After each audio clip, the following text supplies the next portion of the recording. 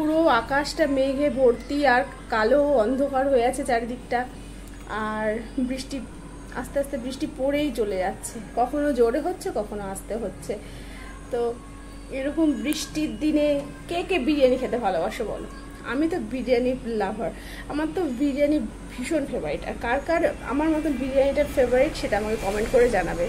তো আজকে বৃষ্টির দিনে বিরিয়ানি হবে না এটা তো হতে পারে না।